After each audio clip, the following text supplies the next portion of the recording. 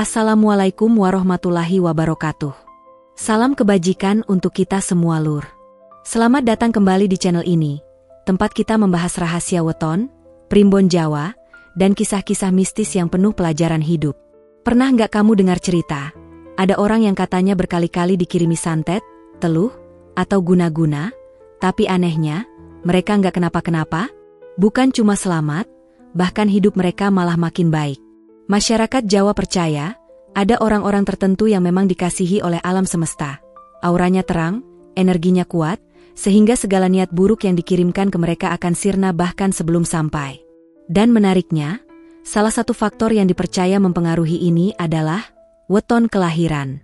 Sebelum kita bongkar siapa saja weton yang disebut-sebut punya perlindungan alami dari alam semesta ini, silakan tekan tombol like, share, dan subscribe supaya kamu nggak ketinggalan pembahasan menarik lainnya.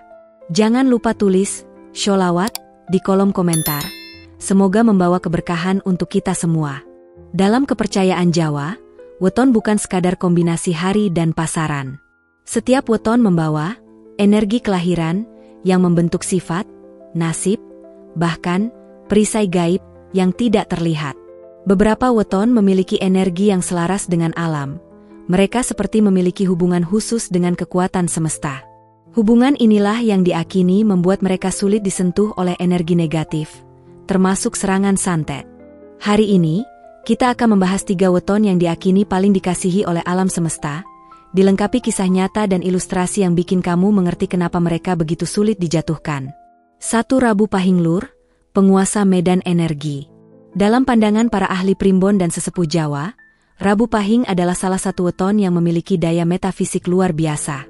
Neptu Rabu, 7, dan Pahing, 9, jika dijumlahkan menjadi 16, angka yang dalam falsafah kejawen sering diartikan sebagai lambang kekuatan pengendalian dan kekuasaan atas ruang. Maksudnya, orang Rabu Pahing tidak hanya memiliki perisai alami untuk menangkis serangan energi buruk, tetapi juga punya kemampuan untuk mengatur atau mempengaruhi medan energi di sekitarnya. Banyak dukun sepuh atau pelaku spiritual yang mengakui, jika target santet adalah orang Rabu Pahing, serangan mereka sering, mental, atau justru kembali ke pengirimnya.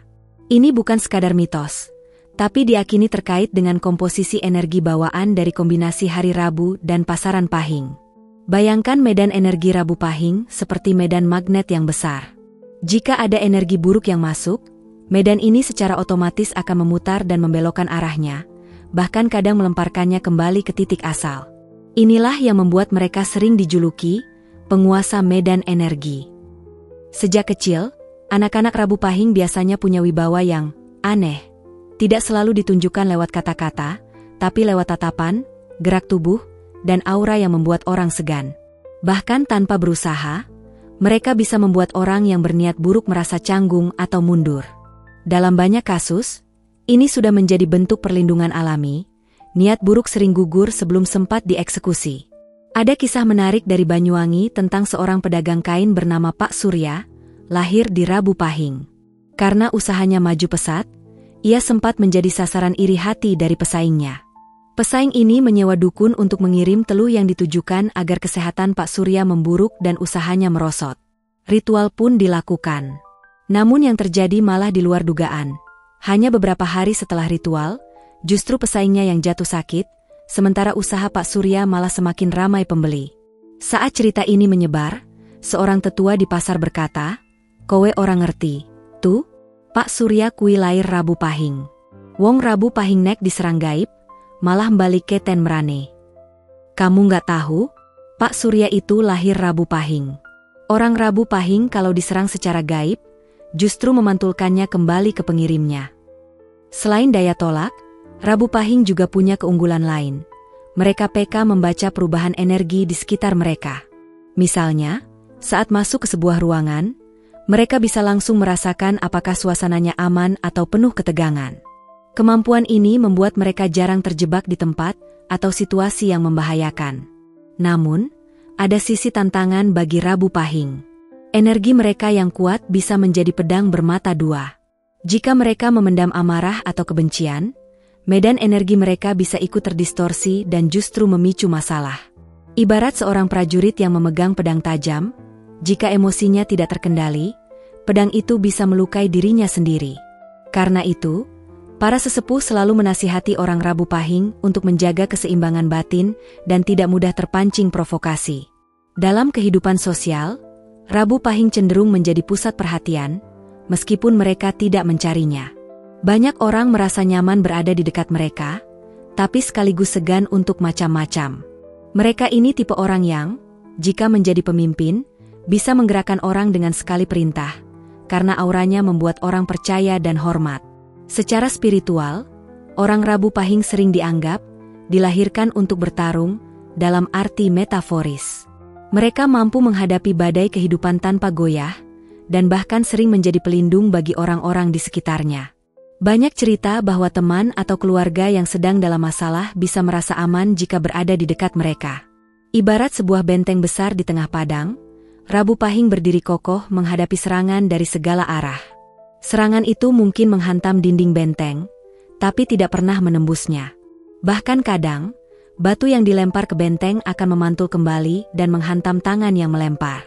Itulah mengapa mereka sangat sulit disentuh oleh ilmu hitam seperti santet. Kuncinya, selama orang Rabu Pahing tetap berjalan di jalur kebaikan, menjaga hati dari niat buruk, dan memanfaatkan kekuatan mereka untuk melindungi, maka alam semesta akan terus memperkuat medan energi mereka. Tapi jika mereka mulai salah arah, perlindungan itu bisa melemah, karena alam hanya melindungi mereka yang selaras dengannya. 2 Jumat Legi Lur, anak kesayangan alam. Dalam pandangan banyak sesepuh Jawa, Jumat Legi adalah salah satu weton yang paling disayang oleh alam semesta. Hal ini bukan sekadar kiasan, tapi diakini berkaitan dengan energi kelahiran yang dibawa oleh mereka yang lahir di hari ini. Hari Jumat sendiri, dalam banyak budaya dan ajaran agama, dianggap sebagai hari yang penuh berkah, hari doa, dan hari pengampunan. Sementara Legi adalah pasaran yang identik dengan kelembutan, ketenangan batin, dan keseimbangan energi.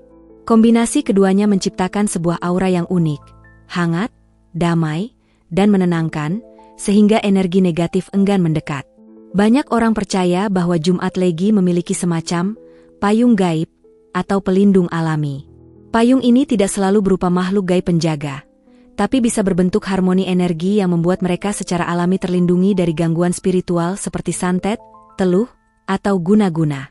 Sejak kecil, anak-anak yang lahir Jumat Legi biasanya memiliki sifat yang menyenangkan dan mudah disukai. Mereka tidak suka mencari musuh, dan justru cenderung menjadi penengah ketika terjadi pertengkaran. Sikap ini membuat mereka jarang punya lawan, sehingga risiko adanya orang yang benar-benar berniat jahat kepada mereka relatif kecil.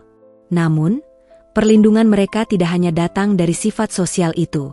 Dalam kepercayaan spiritual, orang Jumat Legi diyakini memiliki frekuensi energi tinggi, ibarat nada yang hanya cocok dengan irama tertentu. Energi negatif yang berada di frekuensi rendah sulit menempel pada mereka, ibarat mencoba menempelkan magnet pada kayu, tidak ada daya tarik. Ada sebuah kisah yang sering diceritakan di daerah Yogyakarta tentang seorang perempuan bernama Ibu Ratna, lahir di Jumat Legi. Beliau adalah penjual jamu yang terkenal ramah. Karena rezekinya lancar, ada saja orang yang iri padanya. Konon, seorang tetangga yang iri mencoba mengirim santet agar dagangan Ibu Ratna sepi dan ia jatuh sakit. Namun, yang terjadi justru sebaliknya. Beberapa hari kemudian, dagangan Ibu Ratna semakin laris dan ia mendapat pesanan besar untuk acara hajatan. Sementara orang yang mengirim santet malah jatuh sakit tanpa sebab jelas. Orang-orang kampung kemudian berkata, itu akibat melawan anak kesayangan alam. Alam gak akan tinggal diam. Secara batin, Jumat Legi juga cenderung memiliki kebiasaan positif yang tanpa disadari memperkuat perlindungan mereka. Mereka senang berbuat baik, memberi sedekah, dan menjaga hubungan baik dengan tetangga maupun keluarga. Dalam kepercayaan Jawa, kebaikan yang kita lakukan akan menciptakan pagar doa yang sulit ditembus energi buruk. Dan pada orang Jumat Legi, pagar doa ini seringkali sangat kuat karena mereka mendapat dukungan dari banyak pihak yang tulus mendoakan. Salah satu ciri unik mereka adalah kemampuan untuk mengubah energi buruk menjadi energi baik. Misalnya, ketika mereka menerima kritik atau fitnah, bukannya marah dan membalas, mereka justru mendoakan yang memberi masalah itu. Cara ini secara metafisik mengubah frekuensi energi yang datang, sehingga tidak merusak diri mereka. Tetapi penting untuk diingat, meskipun memiliki perlindungan alami, bukan berarti orang Jumat Legi kebal sepenuhnya terhadap semua bentuk masalah. Jika mereka melakukan banyak perbuatan buruk, menyakiti orang lain, atau memelihara kebencian, perlindungan itu akan melemah. Alam semesta hanya melindungi mereka selama mereka sejalan dengan nilai-nilai kebaikan yang menjadi inti energi kelahiran mereka. Ibarat sebuah pohon besar yang tumbuh di tengah hutan, Jumat Legi adalah pohon rindang yang memberi keteduhan bagi banyak orang. Selama mereka terus memberi manfaat dan menjaga keseimbangan, akar mereka akan tetap kuat dan tidak mudah tumbang, meskipun badai besar datang. Dan inilah alasan utama mengapa banyak sesepuh percaya, anak-anak Jumat Legi adalah kesayangan alam, sulit disentuh oleh santet, bukan karena mereka melawan, tapi karena energi mereka membuat semua serangan itu kehilangan daya. 3 Minggu Pon Lur, matahari pagi penolak kegelapan. Di dunia primbon Jawa, Minggu Pon sering diibaratkan sebagai matahari pagi.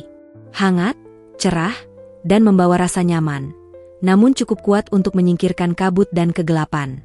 Neptu Minggu, 5, dan Pon, 7, jika dijumlahkan menjadi 12, angka yang dalam filosofi Jawa melambangkan keseimbangan sempurna antara semangat hidup dan ketenangan batin.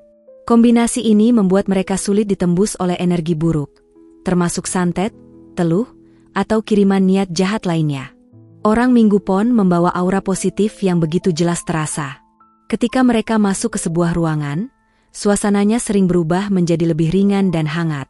Aura ini bukan hanya mempengaruhi manusia, tapi juga makhluk tak kasat mata. Energi gelap umumnya merasa tidak betah berada di sekitar mereka, seperti kelelawar yang terganggu oleh cahaya terang. Sejak kecil, anak-anak Minggu Pon biasanya tumbuh dengan rasa ingin tahu yang besar, jiwa yang ceria, dan sifat optimis. Mereka cenderung mudah bergaul, cepat akrab dengan orang baru, dan punya kemampuan alami membuat orang lain merasa diterima. Sifat ini secara tidak langsung menciptakan perisai sosial bagi mereka. Semakin banyak orang yang menyukai mereka, semakin banyak doa baik yang mengalir, dan semakin kuat pula perlindungan gaib yang mereka miliki. Ada kisah dari Solo tentang seorang pria bernama Darmawan, lahir di Minggu Pon. Ia bekerja sebagai sopir truk, sering bepergian jauh melintasi daerah-daerah rawan. Suatu ketika, ia menjadi target fitnah dari rekan kerjanya yang iri karena ia mendapat banyak muatan. Rekan tersebut menyewa seorang dukun untuk mengirimkan penyakit agar Darmawan tidak bisa bekerja. Ritual dilakukan, media kiriman ditanam, namun anehnya, tidak ada efek yang terjadi pada Darmawan. Malah, beberapa minggu kemudian, rekan yang mengirim justru jatuh sakit dan kehilangan pekerjaannya. Orang-orang di sekitar mereka berkata, Darmawan itu Minggu Pon, aura terangnya nggak bisa dibikin redup. Perlindungan Minggu Pon tidak hanya bersifat mistis, tapi juga logis jika dilihat dari sifat mereka. Mereka jarang memendam dendam, cepat memaafkan, dan tidak suka terlibat konflik. Dalam pandangan metafisika, hati yang bersih dan ringan adalah benteng alami yang sangat kuat. Energi negatif biasanya mencari celah lewat emosi negatif seperti kemarahan, iri hati, atau kebencian. Ketika emosi-emosi itu jarang ada di dalam diri seseorang, serangan energi gelap menjadi sulit menemukan pintu masuk. Satu hal yang membuat Minggu Pon istimewa adalah kemampuan mereka mengubah situasi buruk menjadi peluang baik. Jika mereka menghadapi masalah, alih-alih terpuruk, mereka justru mencari cara untuk bangkit. Energi optimis inilah yang membuat mereka seperti matahari pagi, selalu membawa harapan baru setiap hari. Dan energi inilah yang seringkali membalikkan serangan gaib menjadi sesuatu yang menguntungkan. Namun, kekuatan ini bukan berarti Minggu Pon tidak punya kelemahan. Mereka kadang terlalu percaya pada orang lain, sehingga berpotensi dimanfaatkan. Meski jarang terkena dampak langsung dari santet, mereka bisa tersakiti lewat cara-cara lain yang sifatnya emosional atau sosial. Karena itu, mereka perlu belajar menjaga jarak dengan orang yang tidak tulus, meski tetap mempertahankan sifat ramah dan terbukanya. Dalam konteks spiritual, orang Minggu Pon sering dianalogikan sebagai anak matahari yang diberi tugas menyebarkan terang. Mereka biasanya memiliki peran sebagai penghibur, penyemangat, atau penggerak di lingkungannya.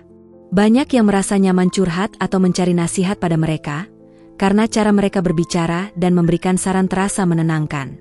Energi positif Minggu Pon juga sering membuat mereka menjadi penetral dalam lingkungan yang penuh ketegangan. Misalnya, di sebuah keluarga yang sering bertengkar, kehadiran anak Minggu Pon bisa membuat suasana menjadi lebih damai. Bahkan tanpa banyak bicara, aura mereka bisa meredam hawa panas di sekitarnya. Ibarat fajar yang perlahan mengusir malam, Minggu Pon tidak perlu berperang untuk mengalahkan kegelapan, mereka cukup hadir dan bersinar.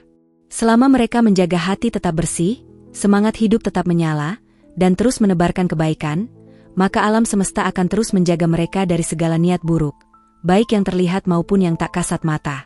Dan inilah mengapa banyak orang percaya, santet atau teluh yang diarahkan pada Minggu Pon seperti mencoba memadamkan matahari pagi dengan embun, ia akan menguap sebelum sempat menyentuh tanah. Dulurku, dari tadi kita sudah membahas 3 weton yang diakini begitu dicintai dan dijaga oleh alam semesta.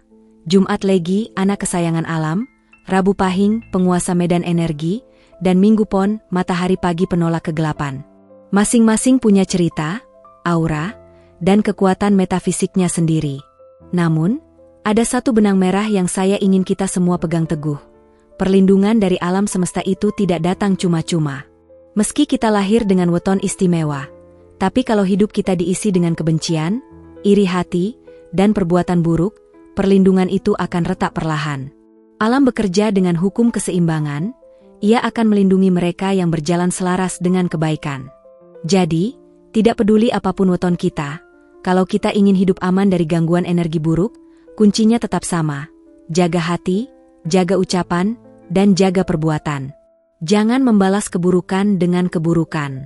Jadilah orang yang ringan tangan membantu, murah hati dalam memaafkan, dan tulus dalam berbuat baik.